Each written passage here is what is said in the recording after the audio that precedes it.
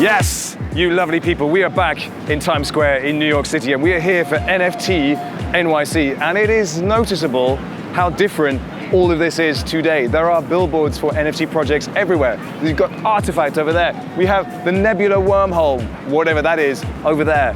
And there's just this sense that the NFT squad have arrived in New York City.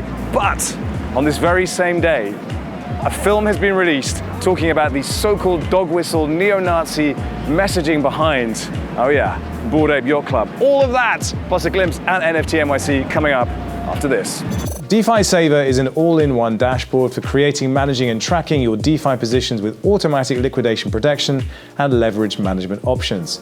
The famous DeFi application is now live on leading Layer 2 networks, Optimism and Arbitrum, with its signature boost and repay features enabling one transaction asset leveraging. The long-awaited launch on L2s brings drastically lower transaction fees to users looking to long or short DeFi assets and manage their assets using Aava. The DeFi Saver team is working on expanding protocol support on the newly supported networks with Layer 2 native ones and traditional ones like Maker and Compound. Unique DeFi Saver features like Recipe Creator, Automation and Smart Savings Dashboard will be rolled out to Layer 2s in the coming period as well. Explore the powerful DeFi management toolkit, now live on Layer 2s. When you shop for plane tickets, you probably use Kayak, Expedia, or Google Flights. So why would you limit yourself to just one exchange when you trade crypto? To make sure you're getting the best possible price, you should use a DEX aggregator like Matcha. Matcha routes your orders across all the various DeFi exchanges on Ethereum, Polygon, Avalanche, BSC, Phantom, CeeLo, and Optimism to provide the best possible prices without taking any commissions. Matcha has integrated fiat on-ramps so you can buy directly with your credit or debit card and uses smart order routing that splits your order across multiple liquidity sources. With Matcha, you can make limit orders on chain so you can set and forget your DeFi trades, and now Matcha even offers gasless trading. Head over to matcha.xyz/Defiant and connect your wallet to start smarter with Matcha.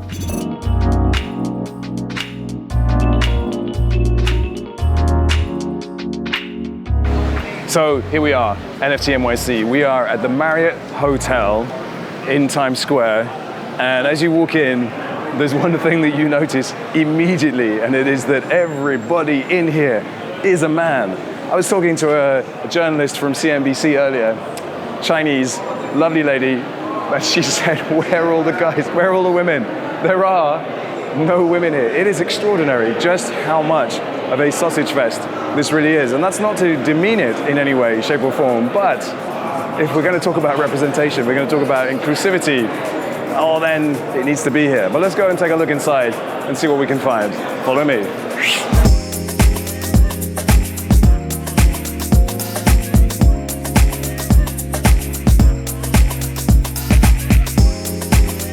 Okay, so I was telling a lie. As you get in the venue, what you realize is actually there are quite a lot of women here. It's a lot more balanced than I was expecting, and that is good to see. So apologies if I made it sound like it was literally just all men. With every event we've been to so far, we went to the Meebits brunch today, it was pretty much all men. But this is much better to see. Genuinely a bit more representation. But let's see what else we can find, eh?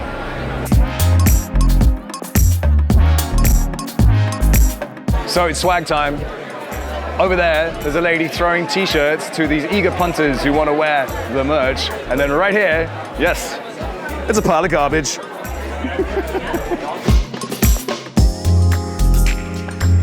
I'm here because I'm a collector of NFTs. I thought I was coming to a funeral, but it's actually a birthday party. It's so amazing because I really like the vibes. You know, everybody come from different countries. The big thing is connection with people who have been voices all along, but now we get to meet in person. We often can see like a male. It's more like a male-dominated. But right now, we are seeing like more and more females entering into this industry, which is super inspiring. So, all of that's fun and games, right? But we do need to talk about the elephant in the room.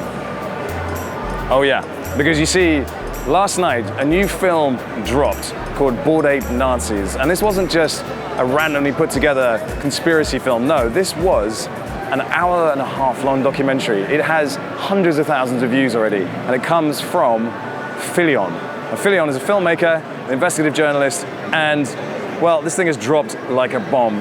The hashtag burn BAYC, burn BAYC, is trending on Twitter right now, demanding that people send their apes to a burn address. And what is this all about? Well, it's the accusations that the Bored Ape Yacht Club, all the symbology, all the traits are part of an alt-right trolling campaign called a dog whistle. If you don't know what a dog whistle is, it's a political campaign that only certain people will understand. And it's all there, apparently, allegedly, in the Bored Ape Yacht Club. And this documentary and everything it represents has been dropped at specifically the right time, during NFT NYC. And it has got people on Twitter ablaze. Now, do we believe that the Bored Ape Yacht Club is a bunch of neo-Nazis trolling us with this alt-right 4chan symbology? Well, the thing is, there's a lot of stuff in there that makes you think. And if you're thinking, well, that's probably a good thing. And you know what?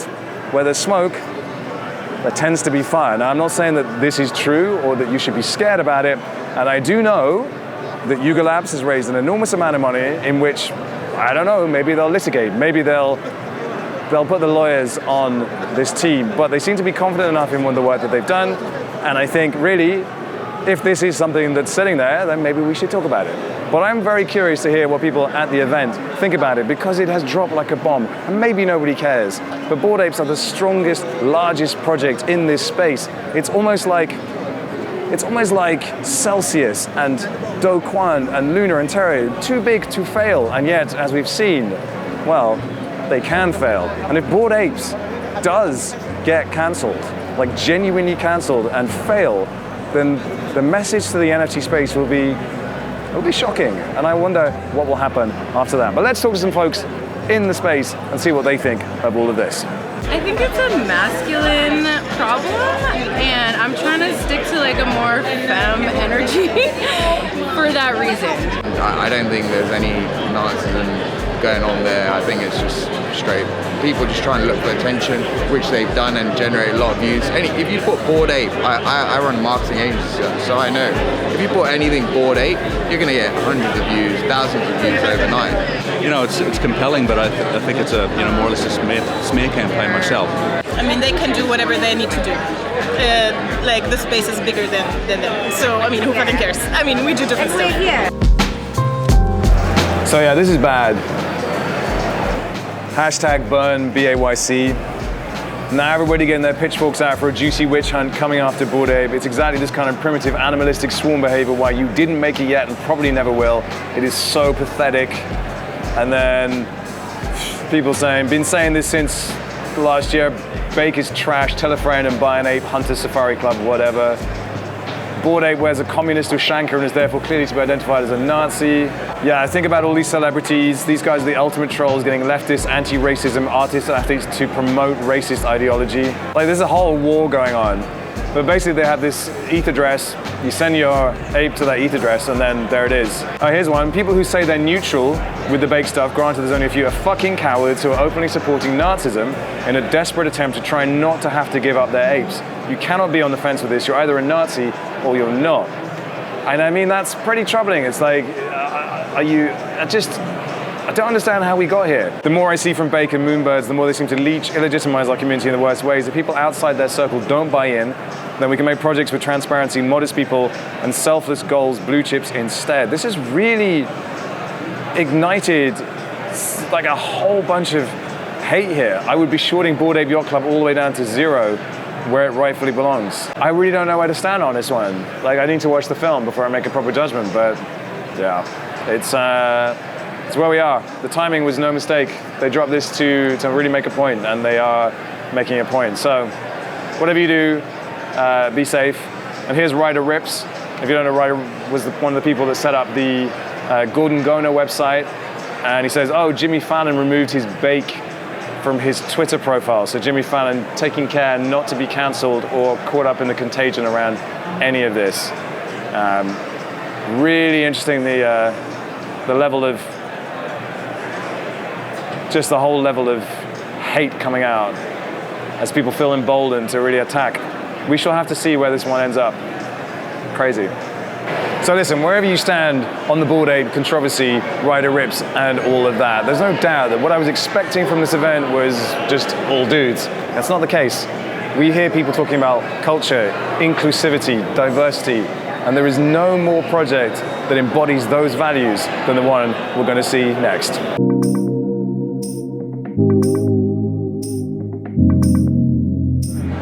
So, that is Aku. That's a statue, and we're down at the seaport right underneath Brooklyn Bridge. Right over there is Ape Fest. You cannot make this up. Aku represents black culture. A big part of why we get up and work so hard on Aku every day is to see just what we're seeing today, which is normal everyday people who don't know anything about NFTs, have no idea that Aku's an NFT, just coming by and being struck by this image. I think whatever place you come from, any color, creed, age, all of it, I think that it is an unusual visual to see a black kid in a space helmet in the real world with this amount of swagger that he has. You know, there's something about his confidence, and I think it just makes people think and dream. I'm very involved in a few groups that are really around black empowerment in crypto. This is potentially a wedge for people to come in and learn this technology for the first time, learn the possibilities of what blockchain and some of the financial outcomes that can come from all of this. We are students of cultures and subcultures and movements, and so for me, it's really hard for me to not see something that a lot of people are gravitating towards and want to take an interest. There's a reason. You know, whatever the motivations are, they're attracted to the other people that hold it, the events, the art itself, maybe the financial aspects, whatever it is. When you see a movement, you have to take a look and see what it's about. If they didn't, we wouldn't have people looking at Aku either. Right over there, we have the apes, which represents this very troubling, very difficult cultural movement. I don't even know what to call it. What I'm feeling right now is I don't quite know how to call this one. I don't quite know where to land on it, but what I do know is that the man behind this project is genuine, is legit, and stands for something I think we can all believe in. And that, if nothing else, is a very positive message to be putting out to the world at this NFT NYC 2022. Peace.